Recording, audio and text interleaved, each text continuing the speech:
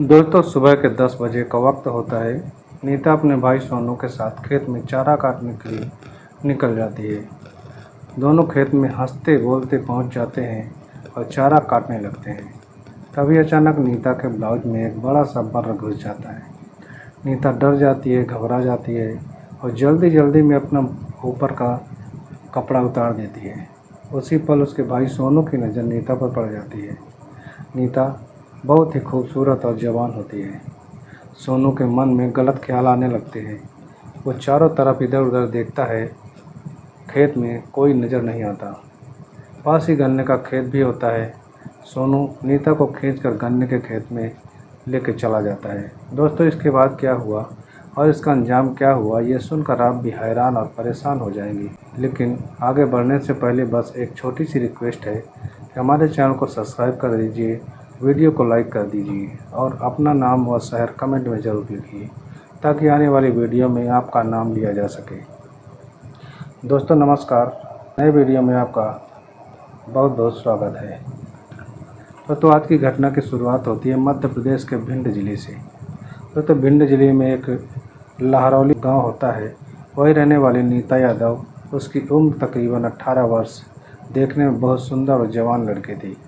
नीता अपने पिता के गुजर जाने के बाद अपनी माँ रेखा देवी के साथ अकेली रहती थी। घर में 2-3 भैंसें भी थी। नीता और उसकी माँ रोज़ खेत से चारा काट कर लाती और भैंसों को खिलाती और दूध बेचकर घर का खर्च चलाती थी। तो कुछ दिन बाद रेखा बीमार पड़ जाती है। रेखा देवी को चिंता होने लगती है कि जवान बेटी खेत में अकेली जाती है, कहीं कोई ऊंच नीच न हो जाए। उन्होंने अपने भतीजे सोनू को बुला लिया। सोनू 21 से 22 साल का हैंडसम नौजवान था।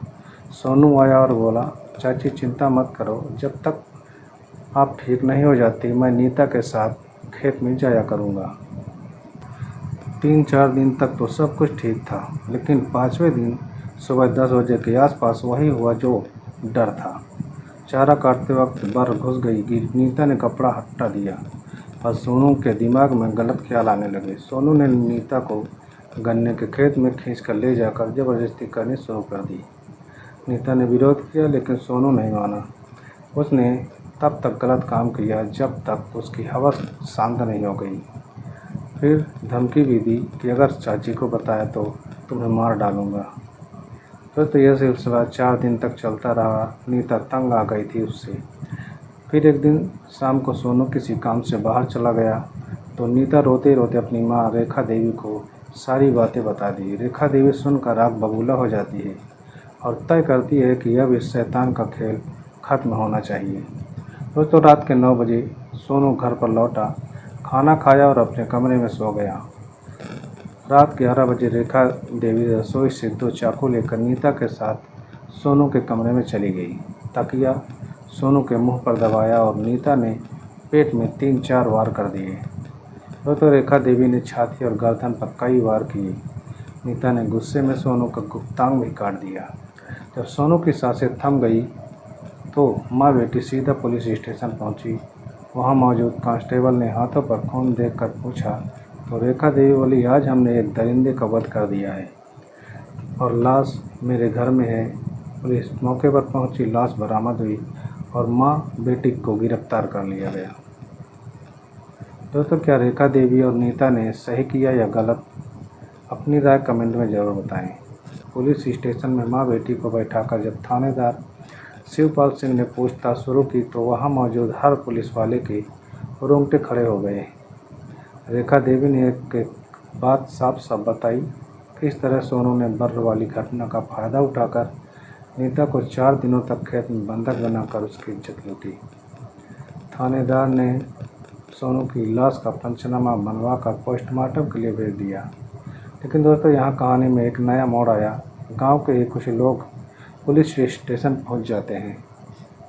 उनमें से एक सोनू का बड़ा भाई मनोज भी था। मनोज वहां आते ही गुस्से में चिल्लाने लगा, इन औरतों ने मेरे भाई को मार दिया, मैं इन्हें नहीं छोड़ूंगा। तो गांव के लोग भी 2 हिस्सों में बट गए। कुछ लोग कहने लगे कि रेखा और नीता ने सही किया है, दरिंदे को ख़त्म कर दिया, जबकि दूसरे कहने लगे कानून को हाथ में लेना गुनाह है, चाहे गलती किसी की भी हो। तो इसी बीच पुलिस की जांच तो इसी बीच पुलिस की जांच में एक और चौंकाने वाली बात सामने आ गई। थानेदार को नीता के मोबाइल से कुछ वीडियो मिले जिनमें सोनू खुद नीता को गन्ने के खेत में गलत तरीके से छूता व धमकाता हुआ नजर आ रहा था। यानी नीता ने चुपचाप सबूत जुटा लिए थे। शायद इसी वजह से बढ़ गया।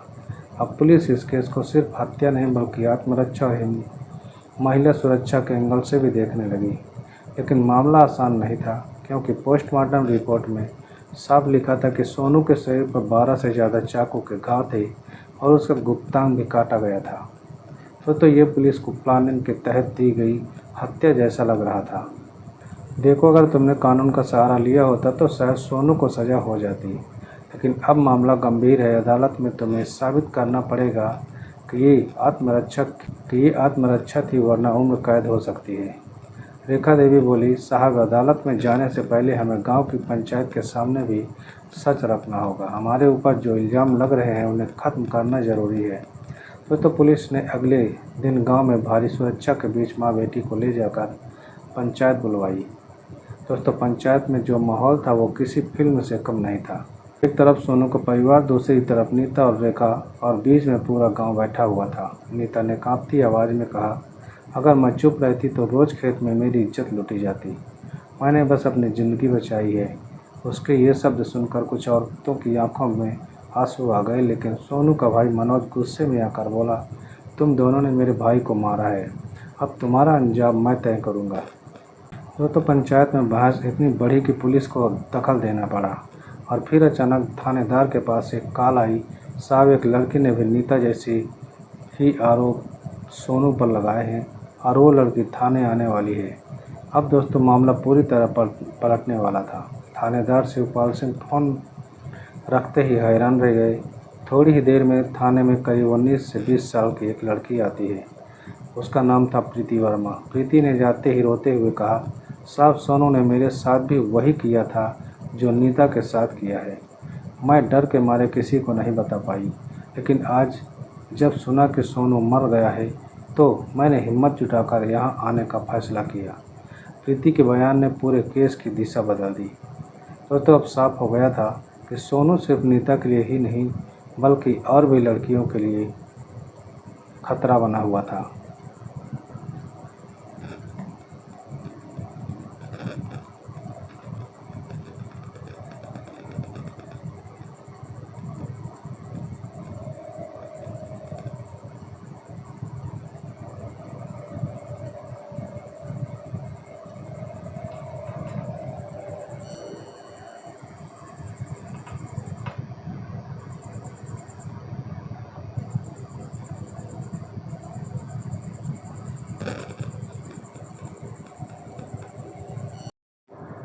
अब दोस्तों, मामला पूरी तरह पलटने वाला था।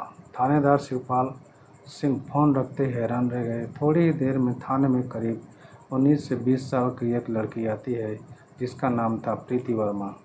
प्रीति ने आते ही रोते हुए कहा, साहब, सोनू ने मेरे साथ भी वही किया था जो नीता के साथ किया।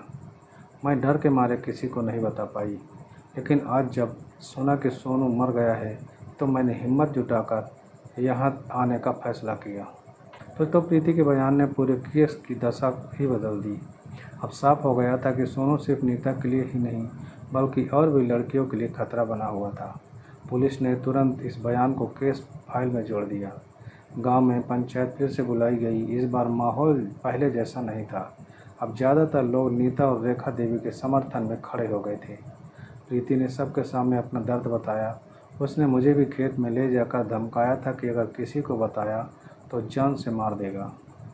तो गांव की बुजुर्ग महिलाएं उठ खड़ी हुई और बोली, ये औरतें गुनहगार नहीं हो सकती, ये तो हमारी बेटियों की रखवाली करने वाली हैं। तो सोनू का भाई मनोज जो था, गुस्से में गांव छोड़कर वो बाहर चला गया।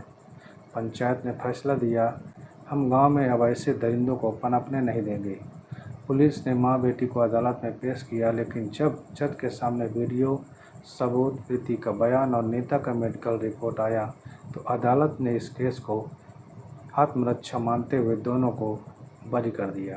अदालत के बाहर निकलते समय नीता ने कहा, मैंने गलती नहीं की, मैंने अपनी ज़िंदगी बचाई है। रेखा देवी की आंखों में आंसू थे, लेकिन उन आंसुओं में डर नहीं बल्कि जीत की चमक थी। तो गांव की औरतें उनके चारों ओर खड़ी होकर ताली बजा रही थी। इस कहानी से हमें एक बड़ा सबक मिलता है। अगर कोई आपकी इज्जत पर हाथ डालने की कोशिश करे तो चुप मत रहो, हिम्मत से मुकाबला करो, कानून का सहारा लो और अपने हक के लिए लड़ो। दोस्तों, यह कहानी आपके लिए सिर्फ एक घटना नहीं बल्कि एक सीख है। दोस्तों, हमारा मकसद आपको डराना या किसी का दिल दुखाना नहीं, बल्कि आपको सतर्क और जागरूक बनाना है। दुनिया में बहुत कुछ ऐसा होता है जिससे हम अनजान रहते हैं, लेकिन अगर हम सतर्क रहें तो कई मुसीबतों से बच सकते हैं। अगर आपको यह वीडियो पसंद आया हो तो इसे लाइक करें और अपनी राय हमें कमेंट में ज़रूर बताएं। और अगर आपने अभी तक हमारे चैनल को सब्सक्राइब नहीं किया है तो तुरंत कर लीजिए, ताकि आगे भी ऐसी ही ज़रूरी और सच्ची कहानियाँ आप तक पहुँचती रहे। मिलते हैं अगले नए वीडियो में, तब तक अपना और अपनों का ख्याल रखें। वीडियो देखने के लिए आपको बहुत बहुत धन्यवाद।